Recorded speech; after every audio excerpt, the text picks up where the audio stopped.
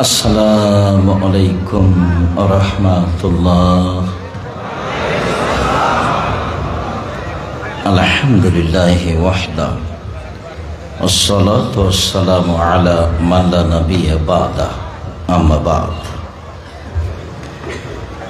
ফাআউযু বিল্লাহি মিনাশ শাইতানির রাজীম ওয়া জাদিলহুম বিল্লাতী হিয়া আহসান। عن أبي هريرة رضي الله تعالى عنه قال قال رسول الله صلى الله عليه وسلم الرحمة شحنة من الرحمن قال الله تعالى من وصلك وصلته من قطعك قطعته রাহুল বুখারী মুসলিম। সম্মানিত দিনী ভাই বোন, প্রশংসা আল্লাহর জন্য, শান্তি অবতীর্ণ হোক আল্লাহ রাসূলের উপর সাল্লাল্লাহু আলাইহি ওয়াসাল্লাম। আজকের দিনী বৈঠকে সংক্ষিপ্ত সময়ে বক্তব্যের বিষয় সদাচরণ, ভালো আচরণ। ভালো আচরণ, ভালো চালচলন নিয়ে আমরা এক গুরুত্বপূর্ণ সংক্ষিপ্ত তথ্যবহল বিবরণের চেষ্টা করব ইনশাআল্লাহুল আজিজ। ইবাদতের জগতে, বিচারের মাঠে, নেকির পাল্লায় সবচেয়ে ভারী ইবাদত ভালো চালচলনের ইবাদত। সবচেয়ে ভারী নেকি ভালো চালচলনের নেকি। ইবাদতের জগতে সালাত একটি ব্যতিক্রম ইবাদত, নামাজ। সব ইবাদতের আপোষ আছে, সালাতের কোনো আপোষ নেই। যেমন রমজান মাসে সিয়াম ফরজ, রোজা ফরজ, কিন্তু আমি অসুস্থ, পরে করব, এই যে আপোষ হলো। অথচ রমজানের মাসের সিয়াম রোজা ফরজ, পরে করেন। হজ একটা ফরজ বিধান, তো এবছর করলেন না, সামনে বছর করেন, কোনো সমস্যা নাই, করেন। যাকাত একটা ফরজ বিধান, 2 মাস আগেই দেন, চলে, 1 মাস পরে দেন, চলে। কিন্তু সালাত একটা ফরজ বিধান, এক অবাক বিধান, যার আগে নয়, পরে নয়, অসময়ে নয়, কোনো সমস্যা মানে না। পৃথিবীর ব্যতিক্রম ভিন্ন ধরনের একটি ইবাদত হলো সালাত, একেবারেই ভিন্ন। এই ছেলেরা, যেসব লোকগুলো দাঁড়িয়ে আছে, জায়গা নাই সেই জন্য দাঁড়িয়ে আছে। তোমরা যারা দায়িত্ব পালন করো, দেখো সামনের লোকগুলো দাঁড়িয়ে আছে কেন? বসেই কথা শুনতে হবে জায়গা থাকলে। আর প্রোগ্রাম তো একদিন, দোকানপাটে বসে আছেন কেন? দেখে আসলাম আপনাকে, আপনার শরম হয় না কেন? আপনার একটু লজ্জাবোধ হয় না? আপনি তো এই জন্য এসেছেন, আর আমি আব্দুর রাজ্জাক বিন ইউসুফ আপনার জন্য এসেছি। আর আপনি মহিলা মানুষ, বেশরমা মহিলা, আপনি কি করে পুরুষের ওখানে যে বাজার করছেন, কিনছেন? স্বামী নাই, দেবর ভাসুর নাই, লজ্জাবোধ নাই, আপনি মহিলা মানুষ, আপনার শরম হয় না? আপনার একটু হায়া হয় না? আপনাকে একটু খারাপ লাগে না? আপনি ওই বাজারে দাঁড়িয়ে আছেন কেন? আপনার স্বামী নেই, আপনার বাপ নেই, আপনার বাপেরও লজ্জা নেই, নাহলে আপনি ওখানে মানুষের মধ্যে দাঁড়িয়ে থাকেন কি করে? আজকে বাজার করতে হবে কেন? আজকেই বাজার করতে হবে কেন?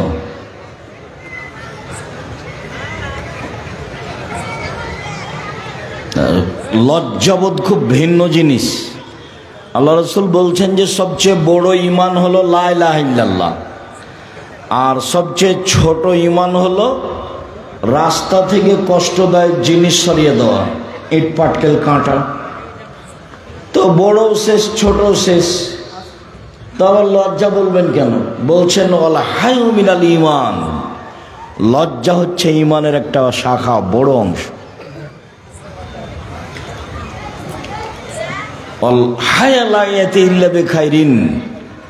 লজ্জা শুধু কল্যাণ ডেকে আনে। ওয়ালা হায়ু মিনাল ঈমান ওয়াল ঈমান ফিল জান্নাহ, লজ্জাই হচ্ছে ঈমান, ঈমানই হচ্ছে জান্নাত। লজ্জাই হচ্ছে ঈমান, ঈমানই হচ্ছে জান্নাত। লজ্জা নেই যার, ঈমান নেই তার। তো আপনি মহিলা মানুষ ওই বাজার করতে ওখানে দাঁড়িয়ে আছেন কেন? বসে থাকেন, কষ্ট করে একটু বসে থাকেন, গল্প করিয়েন না। আপনিও বক্তব্য শুনতে এসেছেন, আর আমরাও কিছু আপনাদের কাছে বলতে এসেছি। ভদ্রতা বজায় রেখে চুপচাপ বসে থাকেন, আপনার কিছু না কিছু আমি উপকার করবই করব ইনশাআল্লাহ। দয়া করে আমাকে কোনো কাজ দেখাবেন না, যেহেতু আপনার কোনো কাজ আমি দেখতে রাজি নই। বক্তব্য চলাকালীন মোবাইল ব্যবহার করবেন না, বাদাম খাবেন না, গল্প করবেন না, এগুলোকে আমি ঘৃণা করি। আপনার স্বভাব এত খারাপ কেন? অল্প সময় কথা শুনবেন, তার মধ্যে এত গল্প, তার মধ্যে এত খাওয়া, তার মধ্যে দোকানপাট কেন? আপনার স্বভাবটা এত নিকৃষ্ট, জঘন্য, খারাপ কেন? স্বভাব কেন তো খারাপ? দোকানে বসে থাকা, আড্ডা পিটা, ল্যাংটা বেটি ছেলে দেখা, এরকম এবার ইতর শ্রেণীর স্বভাব কেন? পশু প্রাণীর গরু ছাগলের মতো স্বভাব কেন? ফিরে আসতেই হবে। ইবাদতের জগতে ব্যতিক্রম ইবাদত সালাত। অজু করে সালাত আদায় করতে হয়, তো পানি নেই, তো তায়াম্মুম করে করতে হবে। মাটি নেই, তো অজু আর তায়াম্মুম ছাড়াই সালাত আদায় করতে হবে। কেবলার দিকে মুখ করে সালাত আদায় করতে হয়, তাহলে কেবলা বোঝা যায় না, এমনিতেই করতে হবে। দাঁড়িয়ে সালাত আদায় করতে হয়, তো দাঁড়িয়ে থাকা যায় না, তো বসে থেকে করতে হবে। বসে থেকে সালাত আদায় করা যায় না, শুয়ে থেকে করতে হবে। পরিষ্কার কাপড় পরে সালাত আদায় করতে হবে, পরিষ্কার কাপড় নেই, পেশাব পায়খানা লেগে আছে, বলে তাতেই করতে হবে। পরিষ্কার অপরিষ্কার কোনো কাপড়ই নাই, উলঙ্গ হয়ে আছে, তাহলে এই অবস্থাতেই নামাজ পড়তে হবে। এক অবাক ভিন্ন ধরনের ইবাদত সালাত, যার সাথে মানুষের কোনো আপোষ নেই। এরপরেও সালাতের নেকি যত ভারী, এই ছেলে এটা খুলো তো, সালাতের নেকি যত ভারী, ভালো চাল চলনের নেকি তার চেয়ে হাজারো গুণ বেশি ভারী। ভালো চাল চলন কি জিনিস? হজের নেকি যত ভারী, ভালো চাল চলনের নেকি তার চেয়ে লক্ষ গুণ বেশি ভারী। ভালো চাল চলন কি জিনিস? ভালো চাল চলন সবাই বুঝে। কিভাবে বুঝে? মানুষে বলে যে লোকটার স্বভাব খুব খারাপ। কার কথা বলছো? আর তোর কথা বাদ দাও তো, ওকে দেখতেই ঘৃণা লাগে, ওর মুখ খুব খারাপ। এই দেখেন, মানুষ ভালো চাল চলন বুঝে। কার কথা বলছিল? ওই যে আহমদ, খুব ভালো ছেলে তো, স্বভাব খুব ভালো, আমাদের এখানে এসেছিল, খুব ভালো ছেলে। এই দেখেন, মানুষ মানুষের চাল চলন বুঝে, কোনটা ভালো আর কোনটা খারাপ। এটাই, এই কাজটাই ইবাদতের জগতের সবচেয়ে ভারী নেকির কাজ। বাস্তব বলি আপনাকে একটু, অটোতে আপনি বসে আছেন, তো আমি উঠেছি, আমি উঠতেই ছেলেটা টান দিয়েছি, তো আমি আপনার মুখের উপরে গিয়ে পড়ে গেছি। তো আপনি বললেন, আচ্ছা যাক, বসেন বসেন বসেন, কোনো সমস্যা নেই, বসেন। বসলাম। আরেকদিন একটা লোক অটোতে বসে আছে, তা আমি উঠেছি, উঠতেই টান দিয়েছে, আমি কথার কথা বলছি, তো ছেলেটা টান দিয়েছে, আমি গিয়ে তার মুখের উপরে পড়ে গেছি। তখন আমাকে বলছে, আপনার চোখ নাই, আপনার কপালে চোখ নাই, হিসেব করে গাড়িতে উঠতে পারেন না। এটা একটা চাল চলন। তো কোনটা ভালো? আগেরটা। এত ভালো বুঝি আমরা। দল সংগঠন ছাড়তে হবে, তাছাড়া স্বভাব, তোমার স্বভাব পায়খানার চেয়ে খারাপ হয়ে যাবে। জীবনে কোনোদিন ক্ষমতা দেখিয়ে, দলীয় দাপট দেখিয়ে, মানুষকে গালি দিয়ে, নিন্দে করে, জেল হাজতে দিয়ে, ক্ষমতা দেখিয়ে বেঁচে থাকার চেষ্টা করিও না, ভুল হিসাব। জুলুম যত বেশি হবে, তোমার ধ্বংস হওয়ার সময় তার চেয়ে ধ্বংসের সময়টা তত কম হবে। আপনাদের নেতার বয়স ছিল মাত্র 45 মিনিট, ফেরাউনের সময় ছিল তার চেয়ে কম।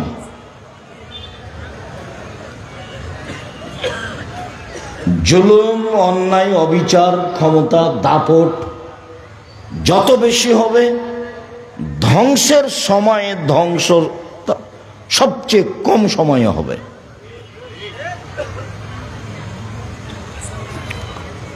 রাসূল সাল্লাল্লাহু আলাইহি ওয়াসাল্লাম বলছেন যে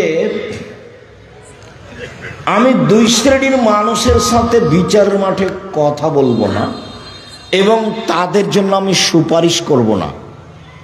তার এক শ্রেণীর মানুষ হচ্ছে মালিকুন জালেমুন, স্বেচ্ছাচার, জালেম, অত্যাচারী নেতা। আর দ্বিতীয় শ্রেণীর মানুষ হচ্ছে রাজুলুন মারিক, যারা বিশ্বাসঘাতক, প্রতারক, ধোঁকাবাজ, মানুষের সাথে ধোঁকা দিয়ে কথা বলে, মানুষের সাথে ওয়াদা করে পূর্ণ করে না। এইসব মানুষের ব্যাপারে আমি বিচারের মাঠে কথা বলবো না, এই কথা মুহাম্মদ সাল্লাল্লাহু আলাইহি ওয়াসাল্লাম বলেন।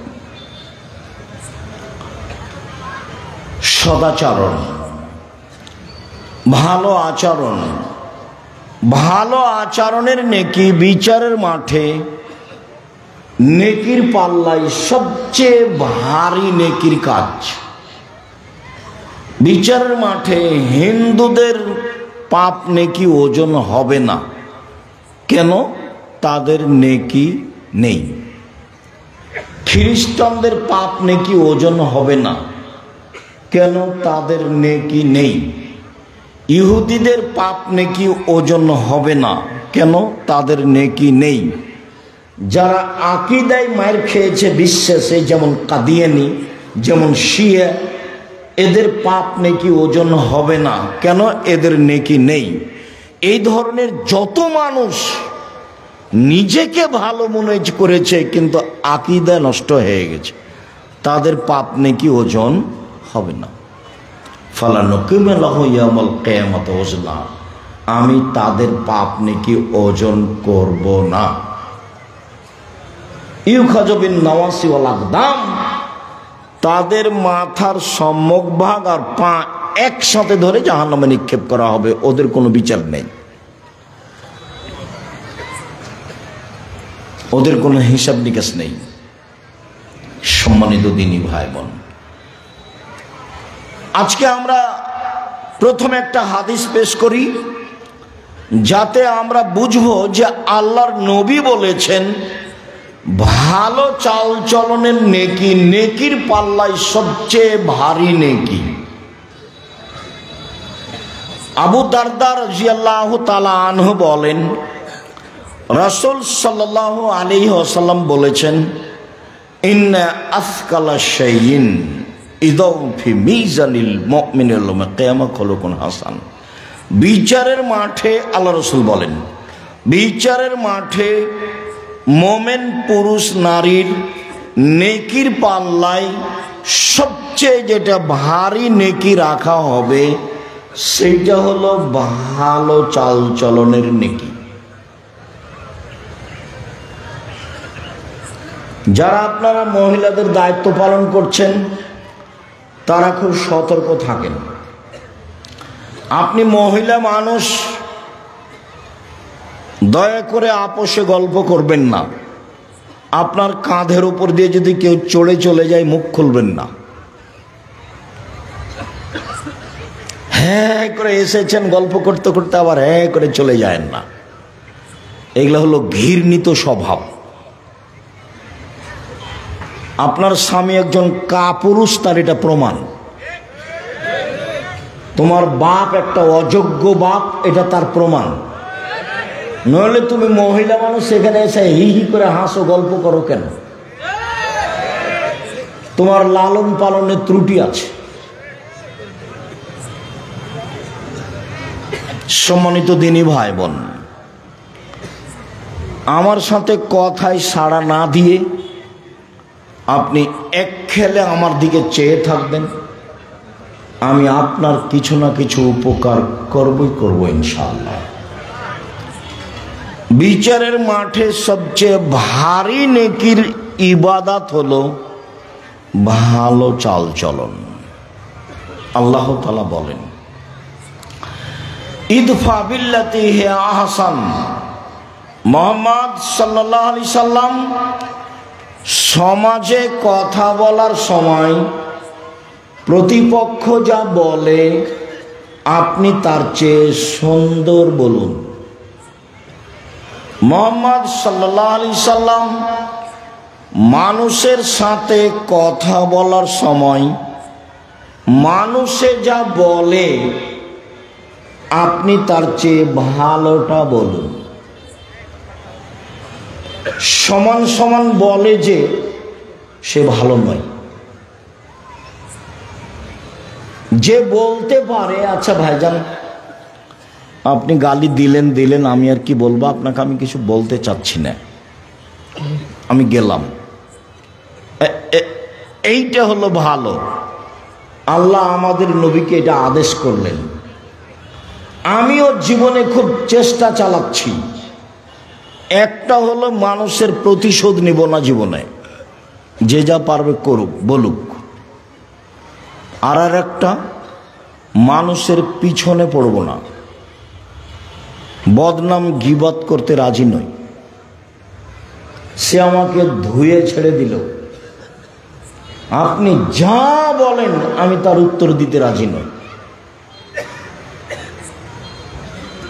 আল্লাহ তাআলা বলেন, ওয়াজাদিলহুম বিল্লাতি হিয়া আহসান। মুহাম্মদ সাল্লাল্লাহু আলাইহি সাল্লাম মুখামুখি কথা বলার সময়, সমাজে বাক বিতণ্ড তর্কের সময় প্রতিপক্ষ যা বলে আপনি তার চেয়ে উত্তম ভালো বলুন। মুখামুখি কথা বললেও আপনার কথা যেন তার চেয়ে বেশি না হয়।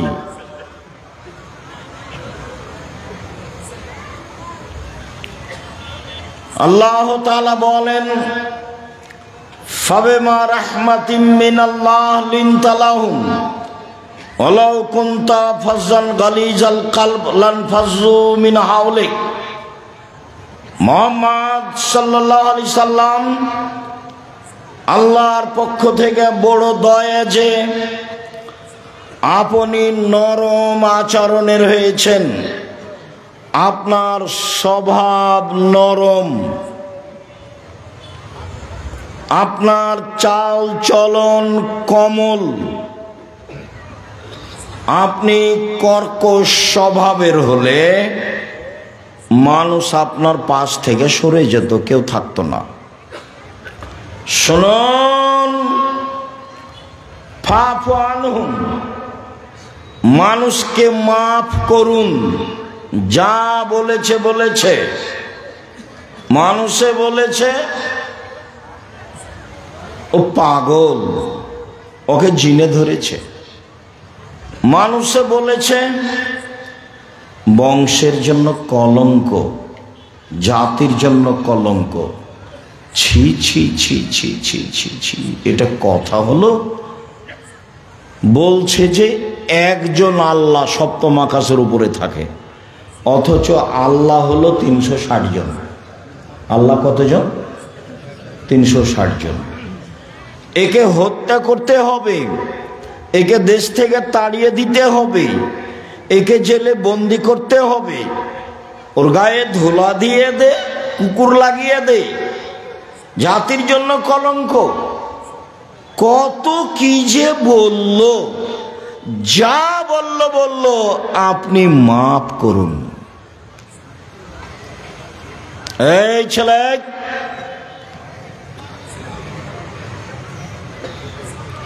ধৈর্যের পরিচয় দিবেন।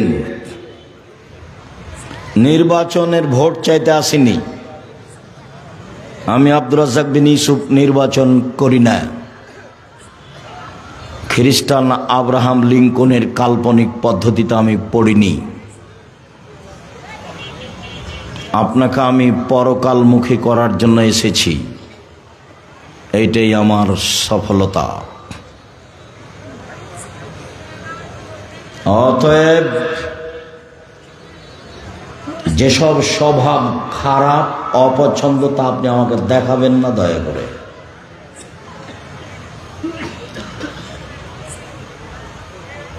মহান আল্লাহ বলেন, আস্তাগফির লাহুম, জনগণ আপনাকে গালি দিয়ে যে পাপ করেছে, সেই পাপের জন্য আপনি আল্লাহকে বলেন, আল্লাহ ওরা না বুঝে যে আমাকে গালি দিয়েছে, ওদের গুনাহ হয়েছে, তুমি ওকে মাফ করো।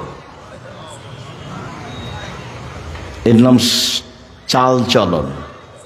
বলতেই পাবেন না কাউকে গালি দিয়েছে, বলতে পাবেন না, এই তুই কে রে, ওকে মারাই তো লাগে 10 তো 20 টাকা দিব, লা মারাই। এগুলো হলো খারাপ স্বভাব, ঘৃণিত স্বভাব, শয়তানি স্বভাব, এগুলো নোংরা আচরণ। মুখ খুলবেন না। এই ছেলে, তোমাকে বলছি, তোমাকে কয়েকটা কথা বলছি, ক্ষমতা দেখিয়ে বাঁচবা না। ক্ষমতা দেখিয়ে বেঁচে থাকার কোনো লাভ নেই। মানুষের বাড়িতে কাজ করে খাও, প্রয়োজনে চকলেট বিক্রি করে খাও। আসলে আমি চকলেট বিক্রি করে খেতে বলিনি, আমি বলেছি কম পয়সার ব্যবসা করো, লোন নিতে হবে না, শ্বশুর বাড়ি থেকে যৌতুক টাকা নিতে হবে না, এই কথা আমি বলেছি। এই ছেলে, উপার্জনের 4টা পথ। একটা হলো দিন মজুরি, সন্ধ্যায় টাকা শেষ হবে। দিন মজুরির টাকা কখন শেষ হবে? সন্ধ্যায়। আর একটা হলো চাকরি, মোটামুটি 25 দিনে টাকা শেষ হবে। কারো থাকবে 2-1 জন, 5 দিন ধার কর্জ করে যাবে। 3 জমি চাষ, সমান সমান বা লস বেশি। 4 ব্যবসা। তখন আল্লাহর নবী বললেন, পৃথিবীর মানুষ শুনে রেখো, আত-তাজিরু আস-সাদিকু আল-আমিন ইয়াউমাল কিয়ামাহ মা শুহাদা সিদ্দিকুল আল-আম্বিয়া। সত্যবাদী বিশ্বস্ত ব্যবসায়ীরা বিচারের মাঠে নবীগণের সাথে থাকবেন জান্নাতে। তাহাজ্জুদ পড়ে নবীর সাথে থাকা যায় না। দিন রাত তাসবিহ তাহলিল জিকির আজকার করে নবীর সাথে থাকা যায় না। ব্যবসা এমন একটা কাজ যে সেই কাজ দিয়ে কার সাথে থাকা যায়? নবীর সাথে। আমি এই কথা বলিনি, এই কথা মুহাম্মদ সাল্লাল্লাহু আলাইহি সাল্লাম বলেছেন। তিনি বলেছেন বিশ্বস্ত সত্যবাদী ব্যবসায়ী, ওরা নবীর সাথে থাকবে।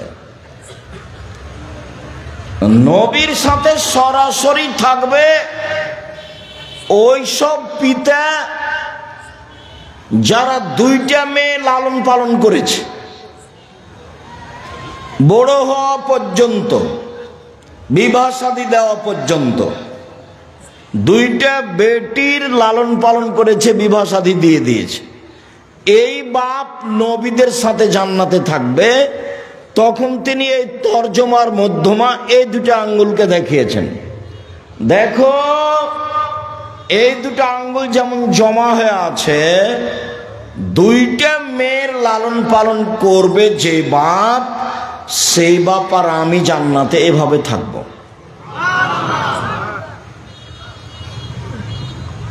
আপনারও তো 2-3টা মেয়ে ওই যে বাজারে বসে আছে, বলেন কি হবে? জবাব আমাকে দিতে হবে না, জবাব আপনাকে দিতে হবে, জবাব দিতে হবেই। প্রস্তুতি নেন। আপনি বুঝতেই পারেননি যে ছেলে মেয়েকে লালন পালন করতে হয় কিভাবে।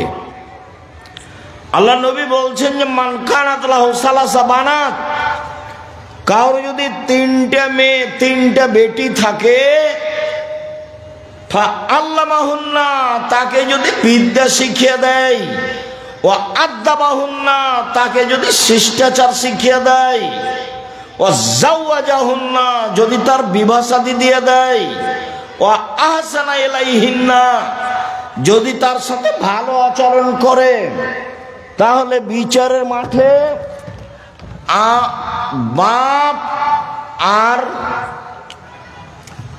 জাহান্নামের মাঝে মেয়েরা থাকবে। জাহান্নাম থেকে ওইদিকে, আর বাপ থাকবে এইদিকে, আর মধ্যে থাকবে মেয়েরা। মেয়েরা বলবে আমার বাপকে জান্নাতে দেন, তারপরে কোনো কথা। আমি এ কথা বলিনি, এ কথা মুহাম্মদ সাল্লাল্লাহু আলাইহি ওয়াসাল্লাম বলেছে। আপনি নিজে পড়তে চাইলে আদর্শ নারী বইয়ে দেখেন, আদর্শ পরিবার বইয়ে দেখেন, উপদেশ বইয়ে দেখেন। দিন রাত এখানে সেখানে পয়সা খরচ করেন, এখন বই পুস্তক কিনেন কিনা আল্লাহই ভালো জানে। তবে মনে রাখবেন, জাতিকে কোনোদিন ফাঁকি দিনি। মুখে কলমে মিডিয়ায় জাতির সাথে আছি। জাতিকে কোনোদিন ভুল পথের দাওয়াত দিনি, কোনো স্বার্থ নিয়ে দাওয়াত দিতে আসিনি।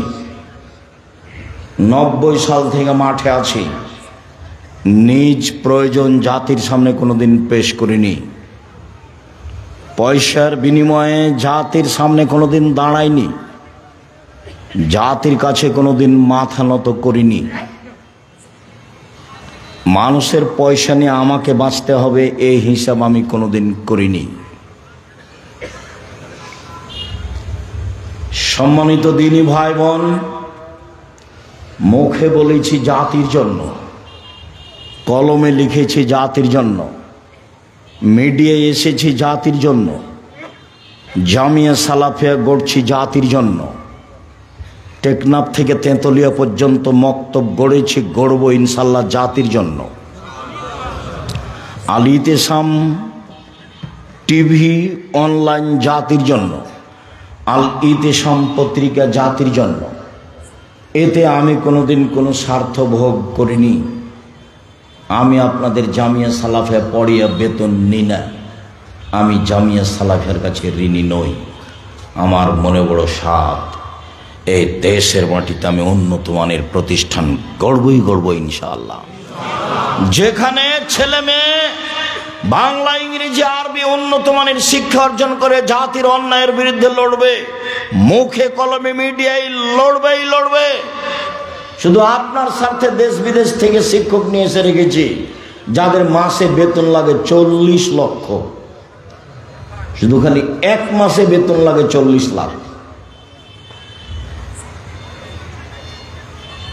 অতএব আপনি বই পুস্তক পত্রিকা সব কিছু মূল্যায়ন করবেন, এটা আমার ঐকান্তিক দাবি। সাথে সাথে কোন থানা এটা? নাচল থানা, চাঁপাই নবাবগঞ্জ। চাঁপাই নবাবগঞ্জ আমার জন্মভূমি। চাঁপাই নবাবগঞ্জের মহিলা পুরুষকে আমি বলতে চাই, নিজ স্বাধীনতায় চলে, ভুল পদ্ধতিতে চলে আমি আব্দুর রাজ্জাক বিন ইউসুফ উপেক্ষা করে সফল হবেন এটা আপনি মনে করিয়েন না। আমি আপনার পাশে থাকতে চাই, এটা আমার দাবি। আপনি মহিলা বৈঠক ডেকে বুবু বুবু বলে, ধর্মের নামে এইসব কিছু বলে পরকাল সফলতা অর্জন করতে পারবেন না, আপনারও ভুল হিসাব। জাতির যদি রাস্তাঘাট করে দিতে না পারি, জাতির যদি স্কুল কলেজ করে দিতে না পারি, জাতিকে চূড়ান্ত সঠিক ধর্ম দিতে পারবো ইনশাআল্লাহ। ধর্মের ব্যাপারে জাতিকে ফাঁকি দিয়ে পরকাল হারাতে রাজি নই। এই জিম্মেদারি নিন। কাজেই আপনি চাঁপাইনবাবগঞ্জ জেলার মানুষ হিসেবে, আমি আপনার জন্মভূমির জেলার মানুষ হিসেবে ভিতরে সংকীর্ণতা না রেখে কাছে এসে কিছু পরামর্শ দিবেন, ধর্মের ব্যাপারে পরামর্শ নেবেন, এটাই আমি আপনার বাড়ির মানুষ হিসাবে আমার ঐকান্তিক দাবি।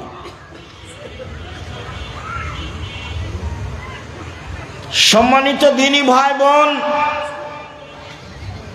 দেশ বিদেশের বড় বড় বিদ্বান থাকবেন সেদিন 6 তারিখ 6-7 নভেম্বর।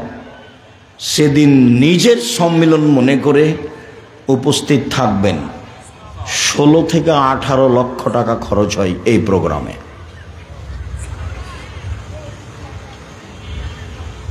আমি জাতির সেবায় পিছে হটিনি।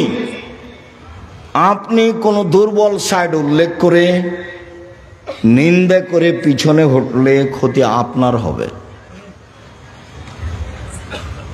বলছিলাম, মহান আল্লাহ বলেন, মুহাম্মদ সাল্লাল্লাহু আলাইহি সাল্লাম, আপনি মানুষকে মাফ করুন।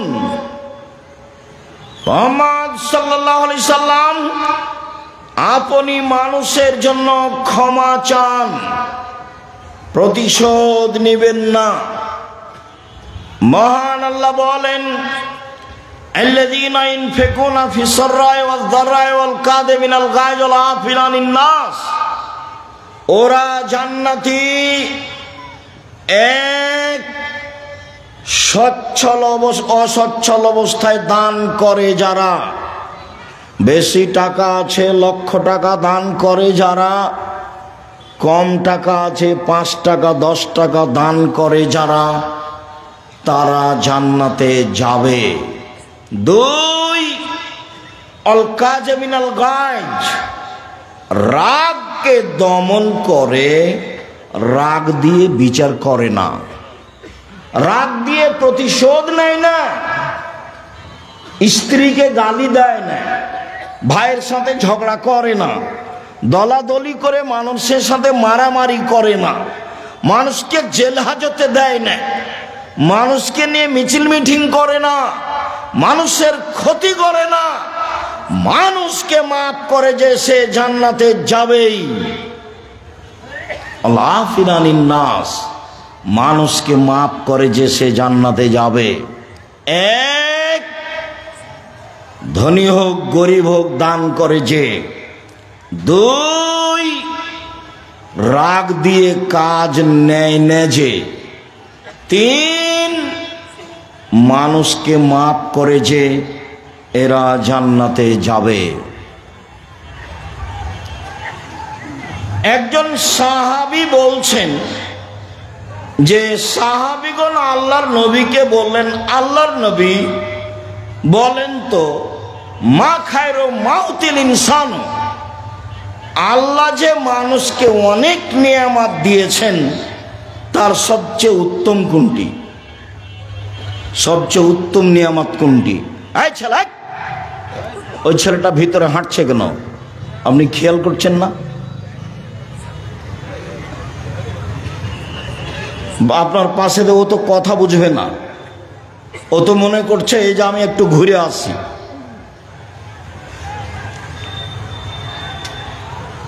স্বভাব পরিবর্তন করতে হবে। তাফসির মাহফিল করতে আসেনি যে আসবেন যাবেন আসবেন যাবেন বাদাম খাবেন, এটা নয়। চায়ের স্টলে বসে থাকবেন, এই নোংরা ন্যাক্কারজনক ঘৃণিত স্বভাব ত্যাগ করবেন। আল্লাহ রাসূল বলছেন, মানুষকে আল্লাহ যত নিয়ামত দিয়েছেন তার সবচেয়ে উত্তম নিয়ামত হচ্ছে ভালো চাল চলন।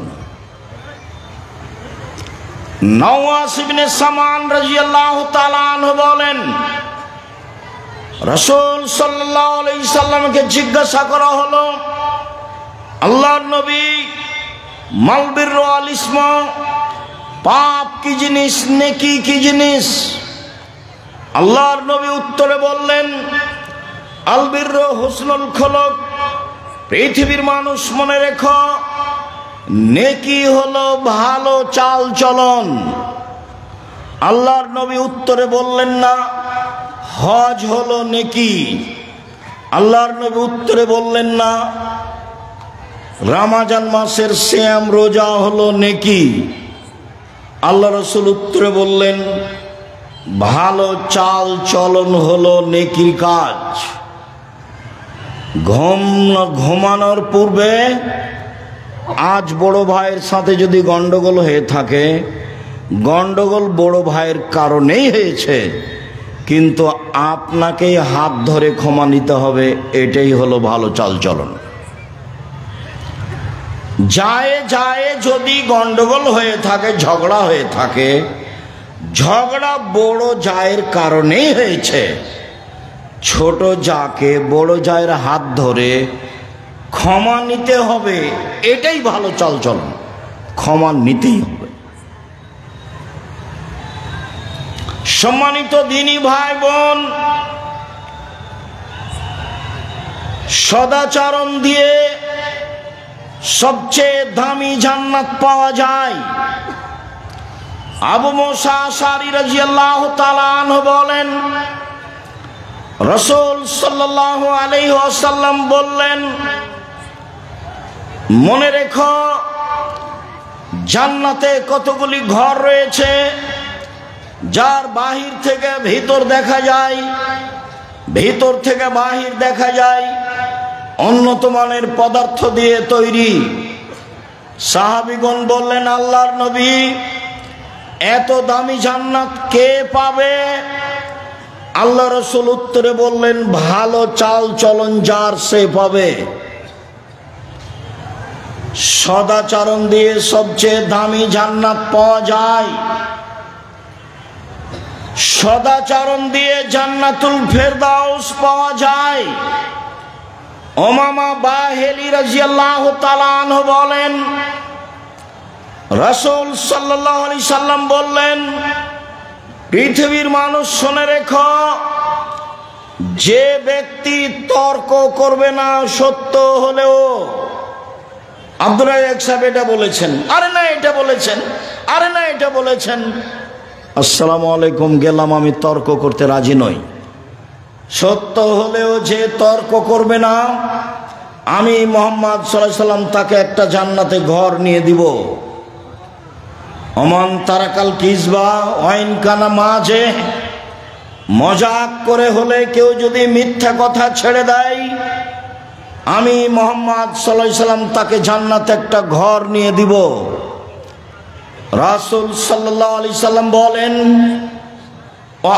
আলাল জান্নাহ লিমান হাসানা খলকাহু, কেউ যদি সুন্দর চাল চলন করে, আমি তাকে জান্নাতুল ফেরদাউস নিয়ে দিব।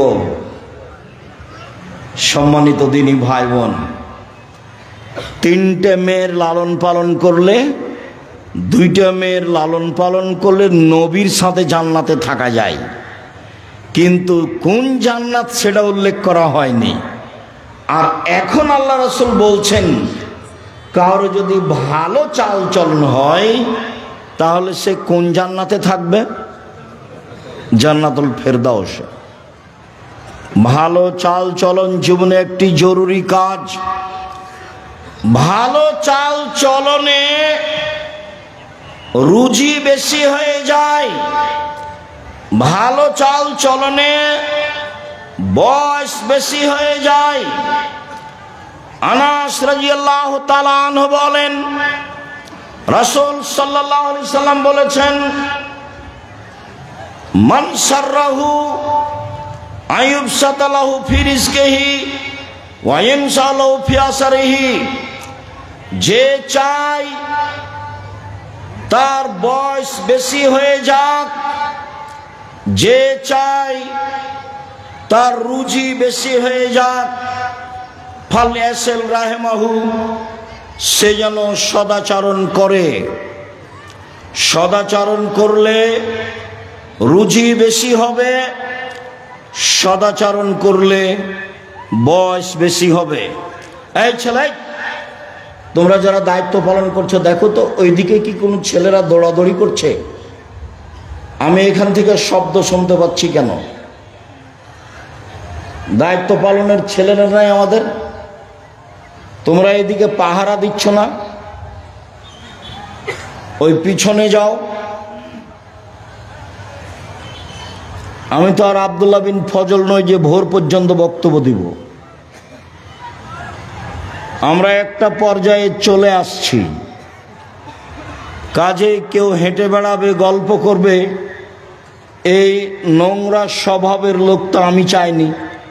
কাজে তোমরা এটা পাহারা দাও, চতুর্দিকে পাহারা দাও। যারা দাঁড়িয়ে গল্প করছে তাদেরকে ভিতরে আসতে বলো, না হলে চলে যেতে বলো। ওদের জন্য তো বাজার একটা বড় আছে, দেখে আসলাম। অনেক জিলাপি, অনেক খাওয়ার জিনিস আছে। আমি আমার জীবনে কোনোদিন চায়ের স্টলে বসিনি। আমার মা বলতো, এক, দোকানে বসিও না, দুই, প্রাইভেট পড়ায় না, তিন, কারোর সাথে বন্ধুতালি করো না, চার, দাওয়াত খায়ও না। আমার মাঝে কি বুঝতেন? এক, দোকানে বসিও না, দুই, প্রাইভেট পড়ায় না, তিন, কারোর সাথে বন্ধুতালি করো না, চার, দাওয়াত খায়ও না। আমার মা আমার সাথে পিছে পিছে হাঁটতেন আর এই চারটা কথা বলতেন। আমরা তো কোনোদিন জীবনে দোকানে বসিনি মনে হয়।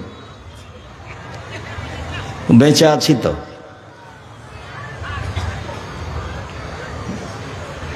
বেঁচে নেই,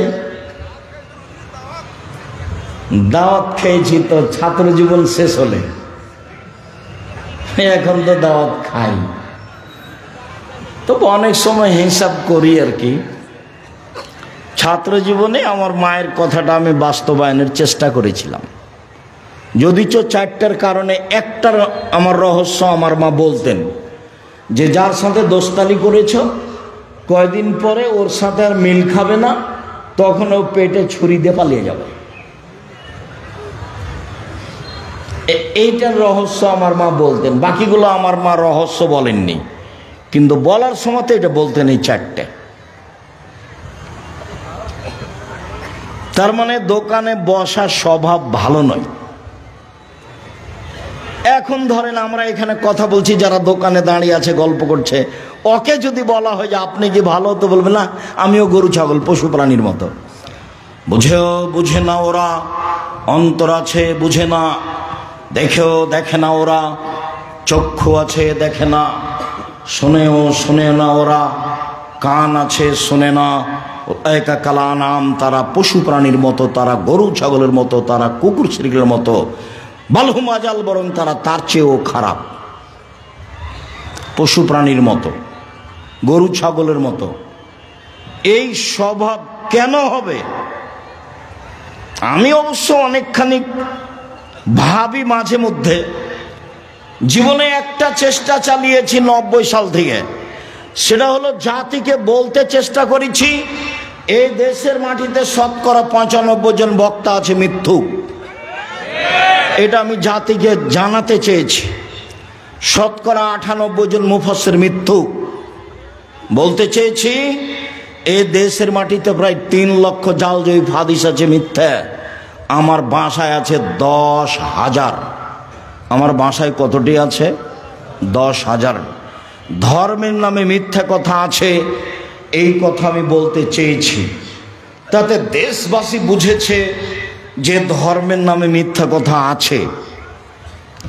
মানুষ মরে, জান যায়, তার পাশে বলতে হবে লা ইলাহা ইল্লাল্লাহ। আল্লাহর নবী বলেছেন, মান কানা আখিরু কালামিহি ফাদাখালাল জান্নাহ, মান কানা আখিরু কালামিহি লা ইলাহা ইল্লাল্লাহ ফাদাখালাল জান্নাহ। যার শেষ কথা লা ইলাহা ইল্লাল্লাহ হবে, সে জান্নাতে চলে যাবে। সূরা ইয়াসিন পড়তে হবে মুমূর্ষু ব্যক্তির পাশে বা মরার পাশে, এই যা হাদিস জাল মানুষ করছে, আহলে হাদিস মানুষ করছে। লাশকে চিৎ করে রাখা যাবে না, কাত করে শুয়ে রাখতে হবে। বুকের উপরে হাত রাখতে হবে না, পাশে হাত রাখতে হবে। মানুষ মারা গেছে, অজু গোসলের সময় মোচ কাটা যাবে না, হারাম। পরিষ্কার পরিচ্ছন্নতার কাজ করা যাবে না, নখ কাটা যাবে না, পেট চেপে পেশাব পায়খানা বের করা যাবে না, সব হারাম। শ্বাস বন্ধ হয়ে গেছে, সব বিধান বন্ধ। অজু দিয়ে গোসল দিতে হবে মাত্র, এইটুকু ছাড়া আর কিছু নেই। লাশকে সামনে রেখে নেতারা ধারাবাহিক বক্তব্য দিচ্ছে, এই বক্তব্য হারাম।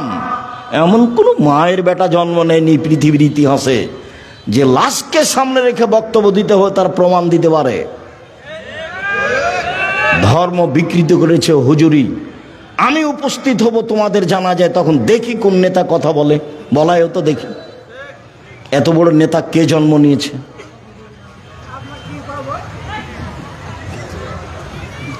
তোমাদের এলাকায় ওরকম পরিবেশে একদিন আসি, আমি তো এসেছিলাম। মৌলানা সাহেবের জানাজা, ডক্টর আসাদুল্লাহ গালেব জানাজা করেছিলেন, এই যে আরে আলাদিপুর মাদ্রাসার মৌলানা শামসুদ্দিন শাহ। আমরা সেদিন ছিলাম। জানাজার সময় ডক্টর সাহেবই তো জানাজা পড়ালেন। এমন তো দুঃসাহস কেউ করে না, করে সে কিছু করবে এটা আমি ধারণাও করি না। তার মানে কোনো এমপি মন্ত্রী কোনো চেয়ারম্যান মেম্বারের অধীনে আমি জামিয়া সালাফিয়া চালাই না। জামিয়া সালাফিয়া বৈদেশিক পয়সা দিয়ে চলে না। জামিয়া সালাফিয়া কোনো বড় ধরনের বিত্তশালী দিয়ে চলে না। জামিয়া সালাফিয়া কোনো লোকের কথা দিয়ে চলে না। জামিয়া সালাফিয়া কোনো কমিটি দিয়ে চলে না।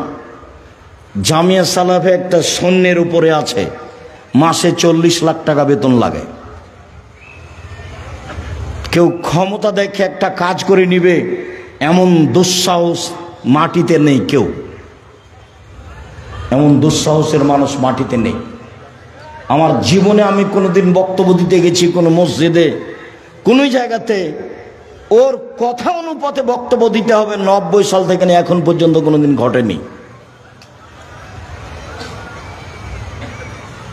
সম্মানিত দিনী ভাই বোন, এই জন্য আমি দাবি রাখি যে আমি আব্দুর রাজ্জাক বিন ইউসুফ কোনো এলাকায় গেলে সে এলাকার ভাই বোন আত্মীয় স্বজন মানুষজন সবাই আসবে, এমনকি হিন্দু আসবে, আমি তার কিছু না কিছু উপকার করবই করব ইনশাআল্লাহ। সম্মানিত দিনী ভাই বোন, চাল চলন ভালো যার সে জান্নাতুল ফেরদাউস পাবে, এ কথা মুহাম্মদ সাল্লাল্লাহু আলাইহি সাল্লাম বলেন। 3টে মেয়ের লালন পালন করলে, 2টে মেয়ের লালন পালন করলে নবীর সাথে জান্নাতে থাকা যাবে, তবে জান্নাতুল ফেরদাউসের কথা নেই। পৃথিবীতে একটাই ইবাদত, সেটা হলো ভালো চাল চলন, যার বিনিময় হলো জান্নাতুল ফেরদাউস। সম্মানিত দিনী ভাই বোন, ভালো চাল চলনে বয়স বেশি হয়ে যায়, ভালো চাল চলনে রুজি টাকা পয়সা বেশি হয়ে যায়। মুখ খারাপ করে ব্যবসা বাণিজ্য করবেন না, মুখ খারাপ করে জাতিকে ক্ষমতা দেখাবেন না। মাটির মানুষ মাটির মতো হয়ে থাকবেন।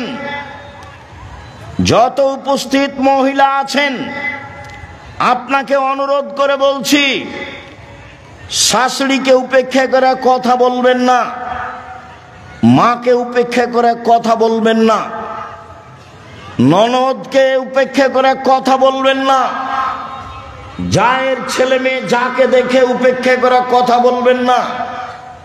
নরম হয়ে যান, মুখামুখি উত্তর নেই, ফল ভালো হবেই হবে। মুরব্বী আপনাকে বলছি, আল কেটে জমি বাড়াবেন না।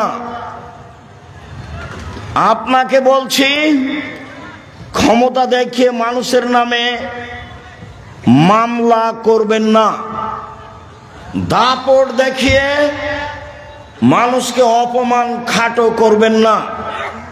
চাঁপাইনবাবগঞ্জ নাচলের ভাষায় মানুষকে গালি দিবেন না, জান্নাত হবেই হবে ইনশাআল্লাহ। সম্মানিত দিনী ভাই বোন, আব্দুল্লাহ ইবনে আমর বলেন, রাসূল সাল্লাল্লাহু আলাইহি ওয়াসাল্লাম বলেছেন, চারটা জিনিস আছে যার, সবকিছু আছে তার, ইহকাল আছে তার, পরকাল আছে তার, জান্নাত আছে তার। চারটা জিনিস আছে যার, সবকিছু আছে তার, ইহকাল আছে তার, পরকাল আছে তার, জান্নাত আছে তার। এক, হিফজ আমানাতিন, আমানতের রক্ষা। আমানত খুব কঠিন জিনিস। চেয়ারম্যান, মেম্বার, এমপি, মন্ত্রীকে বললে বোঝা যাবে আমানত কি জিনিস। মাদ্রাসার প্রিন্সিপাল, হেড মাওলানা, মসজিদের সভাপতিকে বললে বোঝা যাবে আমানত কি জিনিস। আর তোমরা স্কুলের ছাত্র, ক্লাস 10-এ পড়ছো, সবাই মিলে টাকা উঠে একটা করবে অনুষ্ঠান, তো দুইজনকে বাজারে পাঠিয়েছ, তো ওরা কিছু উপহার দেওয়ার জন্য জিনিস কিনেছে, ওরা আবার নাস্তা করেছে দুইজন মিলে, দিয়ে 90 টাকা নাস্তা করে জিনিসের দামটা বেশি বেশি করে দামের সাথে 90 টাকা শেষ করে দিয়েছে। ওরা বলেছে দুইজনে, এটা বলবি না, নাস্তার কথা বললে মন খারাপ করবে। তুমি ক্লাস 10-এ পড়ো, 90 টাকাতে হেরে গেছো, ঈমান হারিয়ে গেছে। আমানত আছে যার, জান্নাত আছে তার। আমানত নেই যার, জান্নাত নেই তার। আমানত খুব কঠিন জিনিস। আমানত আছে যার, ইহকাল আছে তার, পরকাল আছে তার। তাই তো আমি বলেছি, সমাজের দায়িত্বশীল যদি জানতো আমানতদারি দায়িত্ব কত কঠিন, তাহলে জনগণকে বলতো, জনগণ, আপনাদের ভোটে আমি নির্বাচিত চেয়ারম্যান, আমার দায়িত্ব নেওয়া ভুল হয়েছে। আব্দুল রাজ্জাক সাহেবের বক্তব্য শুনেছি, যারা দায়িত্বে আমানতের খেয়ানত করে তাদের বিচার দেরিতে হবে। একদিন দেরি হলে 50,000 বছর, 3 দিন দেরি হলে কত বছর? 1.5 লক্ষ বছর। আমি চলে গেলাম, আসসালামু আলাইকুম, আমার বাবার জমি আছে 10 শতক, বেগুন চাষ করে খাবো, এই রুজি খেতে আমি রাজি নই। আবু জার গেফারি রাদিয়াল্লাহু তাআলা আনহু বলেছিলেন, আল্লাহর নবী আমাকে এলাকার নেতা করে দেন। আবু জার গেফারি বলছেন, আল্লাহ রাসূল বলছেন, আবু জার গেফারি তুমি করেছো কি? নেতৃত্ব আমানত, আর তুমি হলে জয়ীফ, দুর্বল, দুটাই এক নয়, হবে না তোমার নেতৃত্ব দেওয়া। পিঠের উপরে থাবা মেরে বলছে, আবু জার গেফারি তুমি করেছো কি? বিচারের মাঠে নেতার সামনের চুলকে ধ্রুবসার তারার সাথে বেঁধে ঝুলিয়ে রেখে দিবেন। এরপরেও বলবে, এইভাবে আমার ঝুলে থাকা ভালো দুইজনের মাঝে দায়িত্ব পালন করার চেয়ে। সবাই দেখতে পারেন, প্রত্যেকটা হাদিস গ্রন্থে আছে নির্বাচন অধ্যায়, রাজত্ব পর্ব। অতএব আমানতদারি আছে যার, জান্নাত আছে তার। 2, হুসন খালিকাতিন, ভালো চাল চলন যার, জান্নাত আছে তার। 3, সিদক হাদিসিন, সত্য কথা যার, জান্নাত আছে তার। 4, ইফাতুন ফি তুমাতিন, বৈধ রুজি যার, জান্নাত আছে তার। 1, দিন মজুরি। 2, বৈধ চাকরি। 3, জমি চাষ, জাতির উপকার করা যাবে না, বেঁচে থাকা যাবে মাত্র। 4 ব্যবসা, চকলেট হলেও জাতির উপকার করা যাবে। সারাদিনে 500 টাকা যদি 200 টাকা যদি বিক্রি করি, তাহলে 100 টাকা যদি লাভ থাকে, 30 টাকা খাবো, 70 টাকা থেকে যাবে। মোহাম্মদ সাল্লাল্লাহু আলাইহি ওয়াসাল্লাম বলেন, বিবেচনা করে মধ্যম পন্থায় খরচ করা অর্ধেক জীবিকা নির্বাহ। মধ্যম পন্থায় খরচ করা অর্ধেক জীবিকা নির্বাহ। আয় অনুপাতে ব্যয় করা অর্ধেক জীবিকা নির্বাহ। বোকামি খরচ করলে সংসার ধ্বংস হবে। আর বউ যদি হস্তিনী হয়, তাহলে সংসার এমনিতেই ক্ষতিগ্রস্ত হবে। হস্তিনী কি জিনিস? ঘর বাড়ি ভালো করে ঝাড়ু দেয় না, জিনিসপাতি ভালো করে সাজগোজ করে রাখে না, চাউল তরি তরকারি এসবগুলো ঢেকে রাখে না। আল্লাহ রাসূল বলছেন, পৃথিবীর মানুষ শোনো, এজাম সাইতুম কুফু সিবিয়ানাকুম, সন্ধ্যার সময় বাচ্চাদের ধরে রাখো, এই সময়তে শয়তান ছড়িয়ে পড়েছে। রাত একটু পার হলে বাচ্চা ছেড়ে দাও। শয়তান যদি বাচ্চাকে দেখতে পায়, তাহলে বাচ্চা চিল্লাচিল্লি করবে, কাঁদবে। ছাদের উপরে নিয়ে যাওয়া যাবে না, আঙিনায় উঠানে নিয়ে যাওয়া যাবে না, বাইরে খুলিতে চত্বরে নিয়ে যাওয়া যাবে না, ওকে ঘরে আটকে রাখতে হবে। 2 দরজা বন্ধ করো, জ্বালানা বন্ধ করো, বিসমিল্লাহ বলো। তোমার মাকে জিজ্ঞাসা করে দেখো, আজকে জীবনে কোনোদিন বিসমিল্লাহ বলে দরজা বন্ধ করেছিল? মনেই নাই। পেশাব পায়খানায় গেলে দোয়া মনে থাকে না, আবার এইটা। জীবন এমনিতেই চলছে, গরু ছাগলের মতো।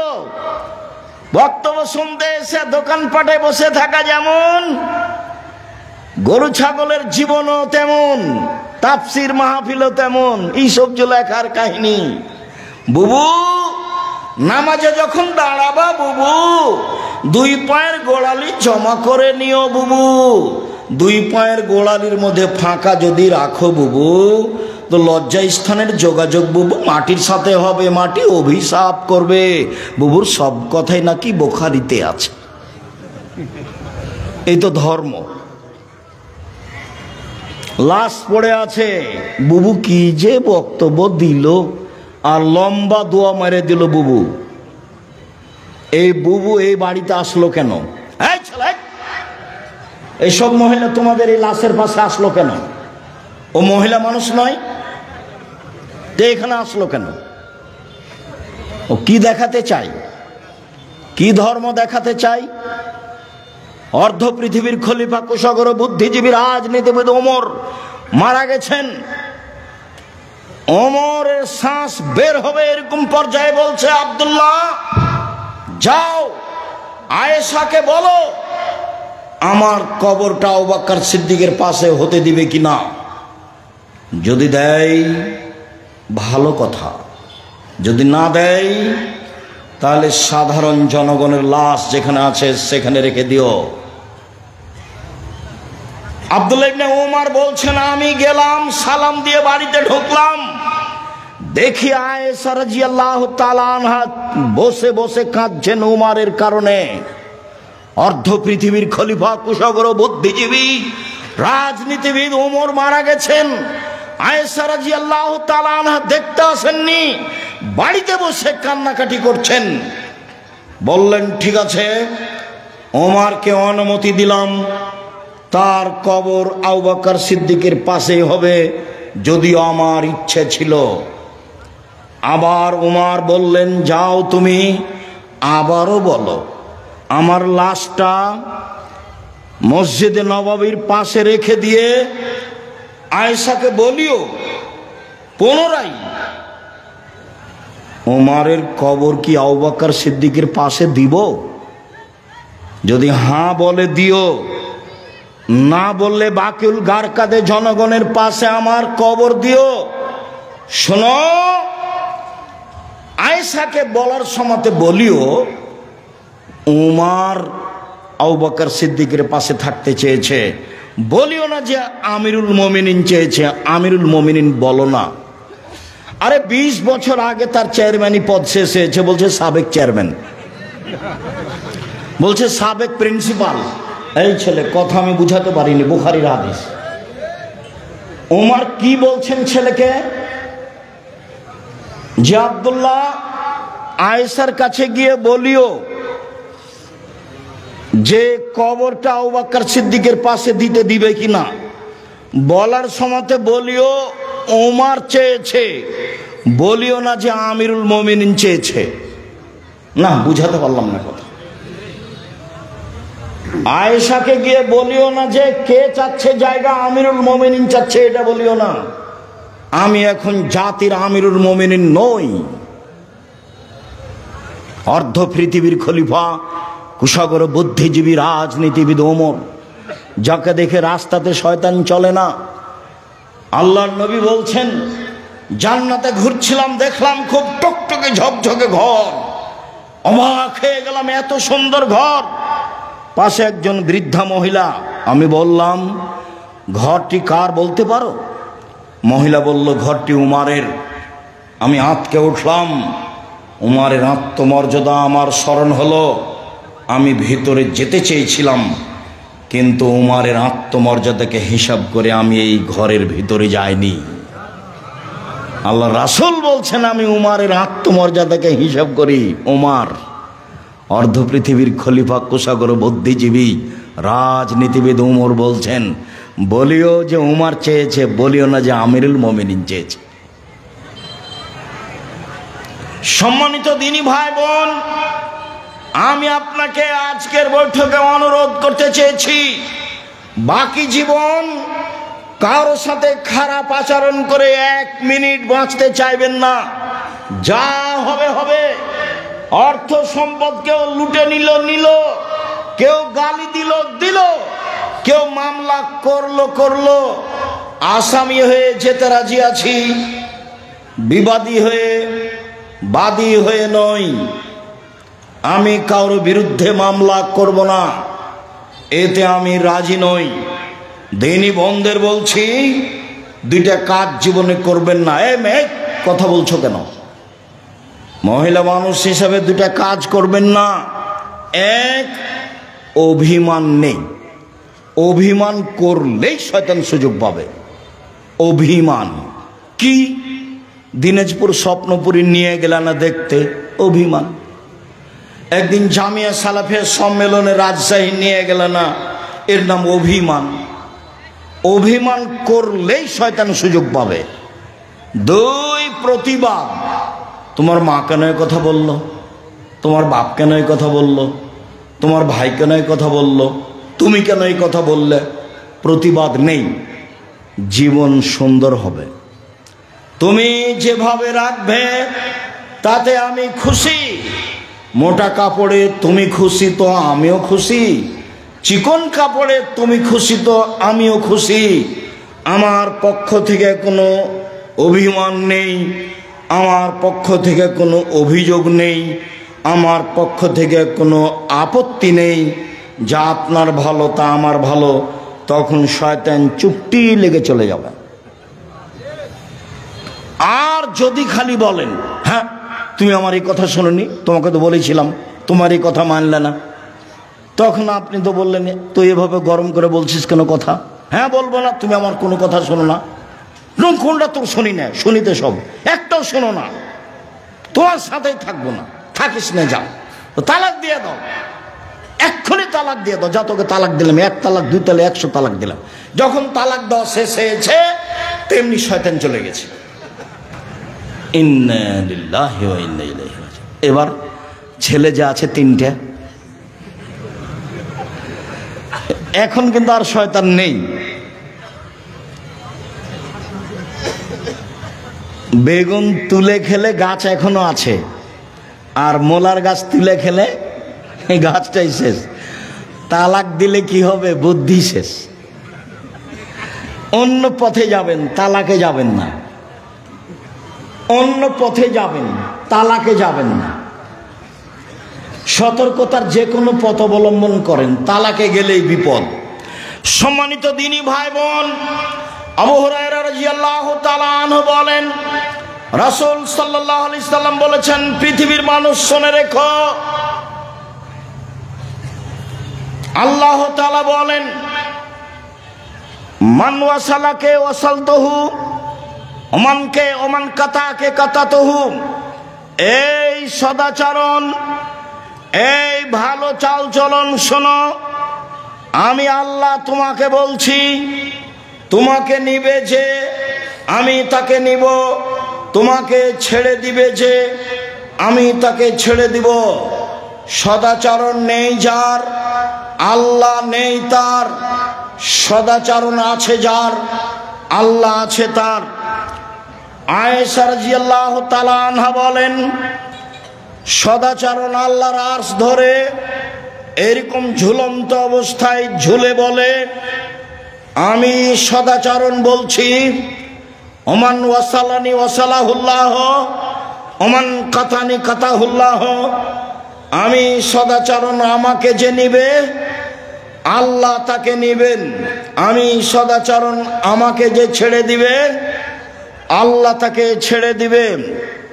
আব্দুল রাজ্জাক সাহেব, দুনিয়াতে যারা জুলুমবাজ, টাকা পয়সা তাদের, যারা হিন্দু অমুসলিম, টাকা পয়সা তাদের। আপনি তো বলছেন সদাচরণ যার আল্লাহ তার, সদাচরণ নেই যারা আল্লাহ নেই তার। তাহলে যাদের সদাচরণ নেই তাদেরই তো অর্থ সম্পদ থাকলো, তাহলে তার আল্লাহ থাকলো না কি করে? শুনুন, দুনিয়া সবাই ভোগ করতে পারে, আর দুনিয়া হুলুয়াতুন খাজেরা, দুনিয়া হচ্ছে মিঠে বস্তু, একলাহাল বারল ফাজেরও। ভালো মানুষও খায়, মন্দ মানুষও খায়, পরকাল ভালো মানুষের জন্য। অতএব দুশ্চিন্তা ভোগ করবেন না, কষ্ট হলেও সদাচরণের বিনিময় জান্নাত, ফল ভালো হবেই হবে। টাকা কম আছে, শান্তি বেশি আছে, কারোর সাথে ঝগড়া নেই, মামলা মোকদ্দমা নেই, নিশ্চিন্তায় থাকি, পয়সা অল্প উপার্জন করি, দিন কাটাই।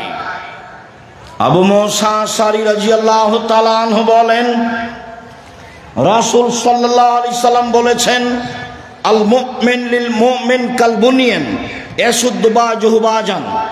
একজন মুমিন আরেকজন মুমিনের সাথে এইভাবে আঙ্গুলগুলি আঙ্গুলের মধ্যে ঢুকিয়ে দিলেন, যেমন এইটা যেমন থাকে, মুসলমান আপোষে থাকবে তেমন। নোমান ইবনে বাশির বলেন, রাসূল সাল্লাল্লাহু আলাইহি সাল্লাম বলেছেন,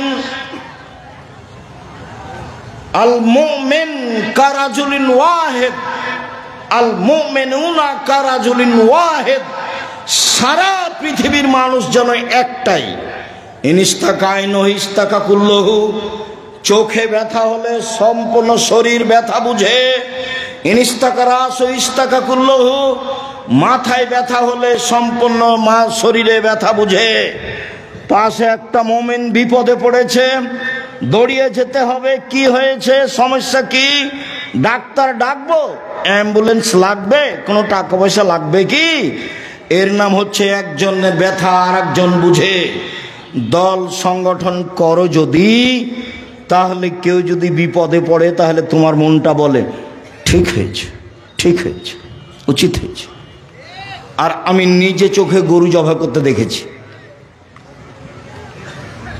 শত্রুপক্ষ বিপদে পড়েছে, তখন এ কি করেছে? গরু জবাই করতে দেখেছি। দুইটা কাজ আমি নিজে দেখেছি। তাহলে গরু জবাই করতে আমি নিজে দেখেছি, আর দুই ভাই গন্ডগোল করে ঢেঁকি কেটে ভাগ করে নিয়েছে, এটা আমি নিজে দেখেছি। ঢেঁকি কেটে ভাগ করে নিয়েছে। এই ছেলে শোনো, ভাইয়ের সাথে গন্ডগোল করবো না, বড় ভাই যা বলছে তা শোনো। তুমি ভাইয়ের রুজি নিয়ে দুনিয়াতে আসনি, তোমার রুজি তোমার তাকদিরে আছে। তুমি তোমার মাকে বলতে শিখো, চিন্তা করবেন না আম্মা, বোন আমার কাছে খাবে, ভাগনারা আমার কাছে খাবে, বোনের স্বামীরা আমার কাছে খাবে, আমার আব্বার যত আত্মীয় স্বজন আছে আমার কাছে খাবে, আপনার আমার মায়ের যত আত্মীয় স্বজন আছে সব আমার কাছে খাবে।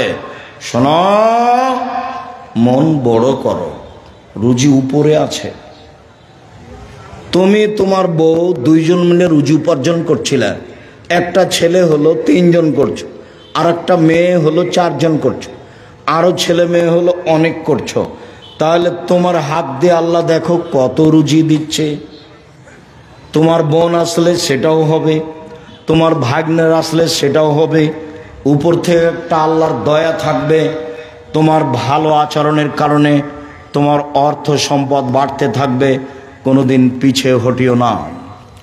সম্মানিত দিনী ভাই বোন, রাসূল সাল্লাল্লাহু আলাইহি সাল্লাম বলেন, আয়েশা রাদিয়াল্লাহু তাআলার বিবরণ, ইন্নামাল মুমিনু ইয়াজুদু বিহুসনি খুলুকিহি দারাজাতা সাইমুল কায়েম। ভালো আচরণ দিয়ে মানুষ 2টা নেকি অর্জন করে। 1, নিয়মিত তাহাজ্জুদ পড়লে যত নেকি হয়। 2, নিয়মিত নফল রোজা থাকলে যত নেকি হয়। 2টার সমন্বয়ে যত নেকি হয়, ভালো চাল চলনে তত নেকি হয়। মনে থাকবে না মনে হয়? 1, নফল রোজা, বৃহস্পতিবার সোমবার। আজকে রোজা ছিলেন? ইন্না লিল্লাহি ওয়া ইন্না ইলাইহি।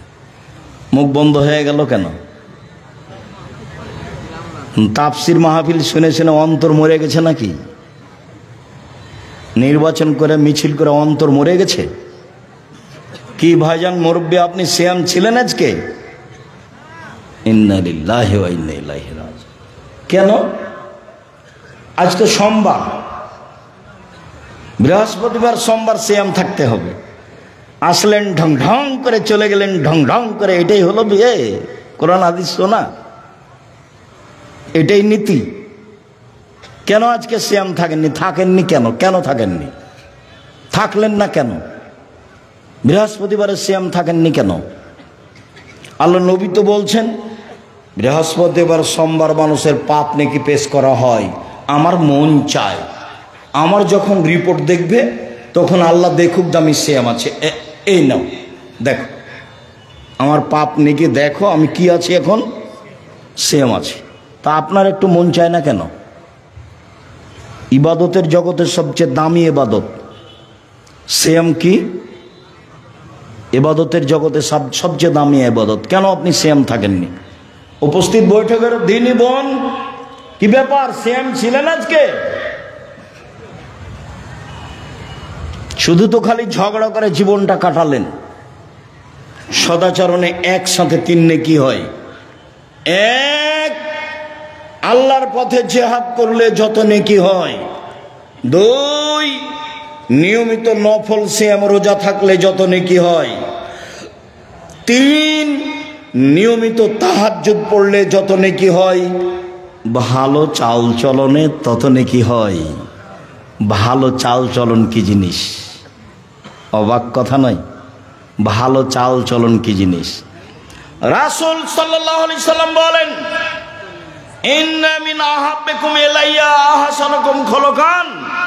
তোমাদের মধ্যে সবচেয়ে ভালো মানুষ আমার কাছে সেই যার চাল চলন ভালো। সবচেয়ে ভালো পুরুষ সেই যে স্ত্রীর কাছে ভালো। আমি নিজেও আমার স্ত্রীদের কাছে ভালো। ভালো নারী কে? 1, স্বামীর সাথে কথা বললে হাসি মুখে বলে। 2, স্বামী আদেশ করলে পালন করে। 3, স্বামী বাড়িতে না থাকলে নিজেকে হেফাজতে রাখে। সেই হলো ভালো নারী। ভালো নারী কে? 1, স্বামীর সাথে চলে প্রেম প্রীতি ভালোবাসা নিয়ে। 2, আল মওলুদ বেশি বেশি সন্তান দিতে পারে।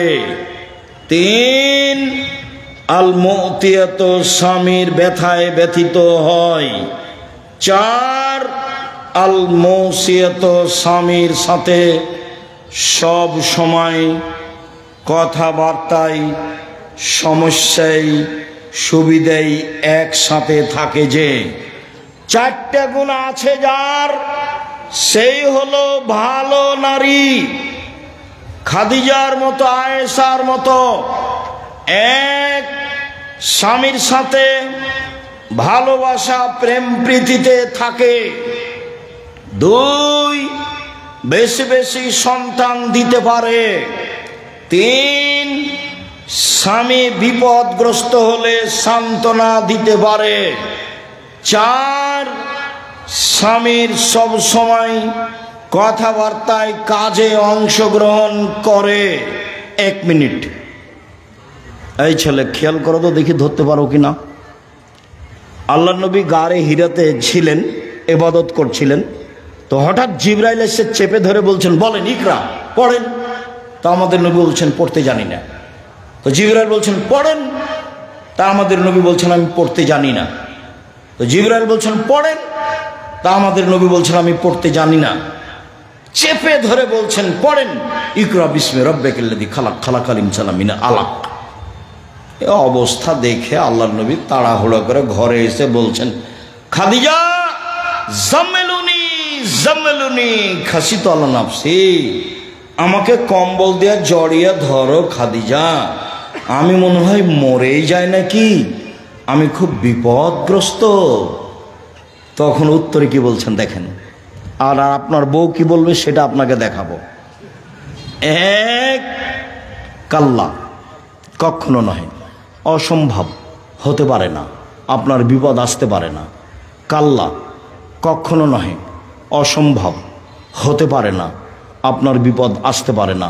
আল্লাহে, আল্লাহর কসম, আল্লাহে, আল্লাহর কসম, আল্লাহে, আল্লাহর কসম, মাইজিকাল্লাহ, আল্লাহ আপনাকে অপমান করবেন না। কেন? এক, তাসেলুর রাহিমা, আত্মীয়র সাথে সদাচরণ করেন, সদাচরণ, ভালো চাল চলন। দুই, তাকসেবুল মাদুমা, যার টাকা পয়সা নেই তাকে সাহায্য করেন। তিন, তাহমেলুল কাল্লা, যে কোনো কাজ করতে পারে না তাকে অর্থ সম্পদ দেন। চার, তাকরিজ জাইফা, মেহমানের মেহমান নওয়াজি করেন। এইসব কাজ আপনি করেন, কখনো আপনার ক্ষতি হবে না। এই কথা খাদিজা বললেন।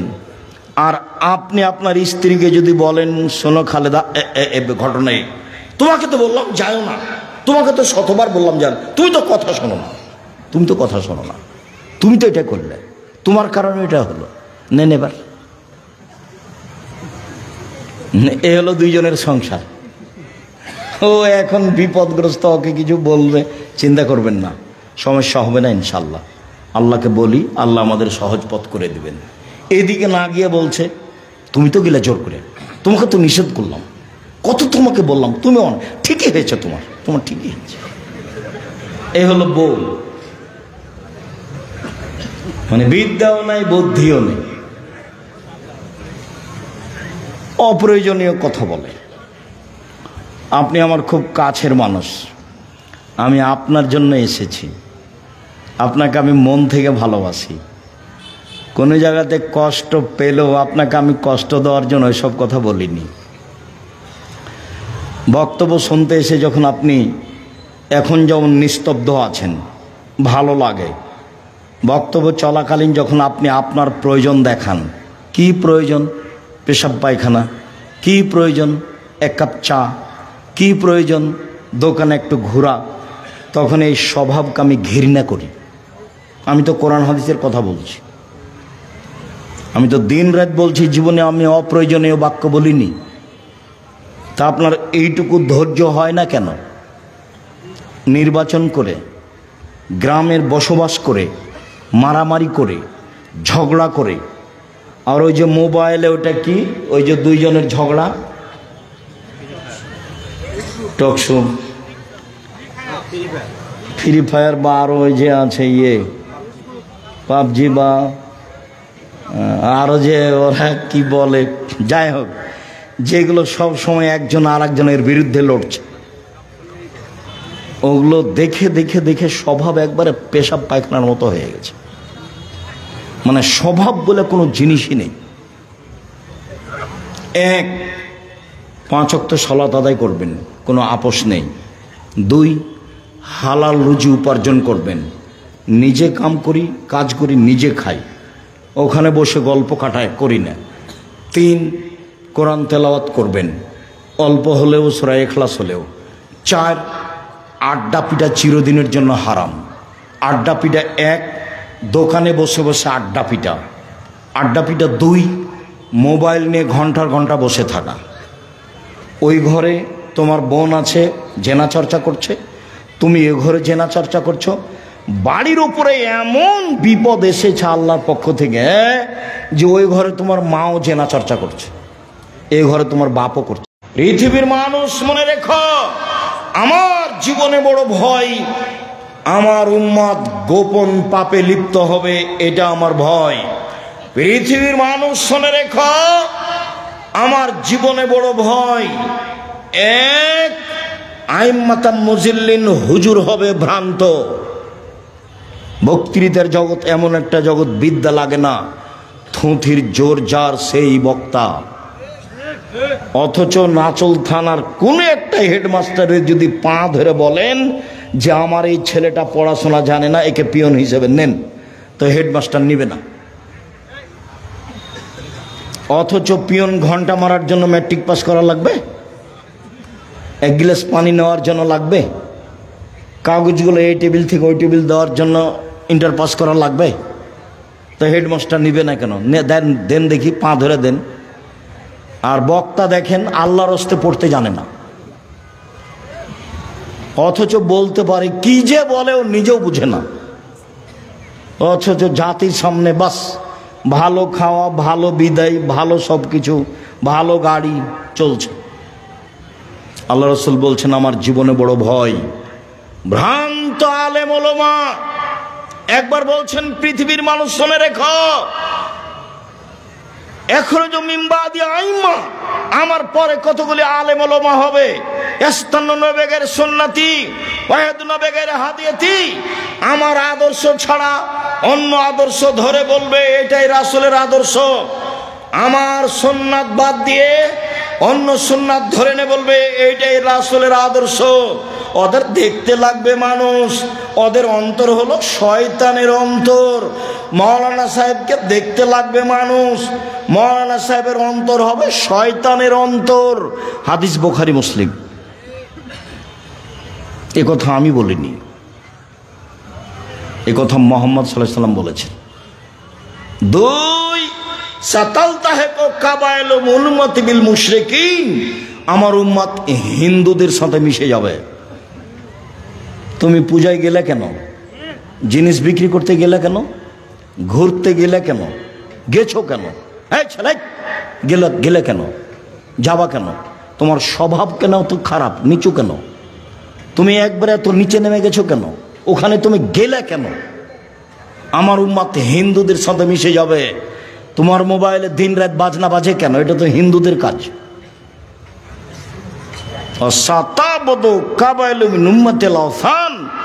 আমার উম্মত মূর্তি পূজা করবে। তোমার মোবাইলে এত ছবি কেন? তোমার মায়ের ছবি বেঁধে সাজিয়ে রেখেছো কেন? তোমার বাপের ছবি সাজিয়ে রেখেছো কেন? অ্যালবামে এতগুলো মূর্তি রেখেছো কেন? ছবি কেন রেখেছো? কেন নেতা নেত্রীর ছবি এভাবে রেখেছো? এই কথা আল্লাহ রাসূল বলেছেন আমার জীবনে বড় ভয়, আমার উম্মত মূর্তি পূজা করবে, আমার উম্মত হিন্দুদের সাথে মিশে যাবে। সম্মানিত দিনী ভাই বোন, নিজেকে বাঁচান, পরিবারকে বাঁচান, নিজেকে বাঁচান, পরিবারকে বাঁচান। রুজি ব্যবসা করে করেন, সবচেয়ে ভালো হবে। আমাদের যেসব বই পুস্তকগুলি আছে, যদি আমার পক্ষ থেকে কিছু আল ইতিসাম পত্রিকা ফ্রি আছে, সেটা নিয়ে এসেছি কিনা আমি জানি না। যদি পত্রিকা নতুন আছে আর আমার পক্ষ থেকে ফ্রি আছে সেটা দেখবেন, আর বই পুস্তক সেগুলো নিয়ে যাবেন। আর অবশ্যই সামনে মাসের 6-7 তারিখে আসবেন। আমাদের আব্দুল্লাহ ভাই একবার ব্যাগ দিয়েছিল, কিন্তু অপ্রস্তুত হওয়ার কারণে আদায়টা হয় না। তো যদি একবার ব্যাগ দিতে হবে না, আমি বলছি তো অবশ্যই 6-7 তারিখে যাবেন। আর এতক্ষণে এসে আমাকে বলছে যে আমাদের কিছু আদায়ের প্রয়োজন ছিল, সেটা আমি এসেছিলাম তখন বলে হতো।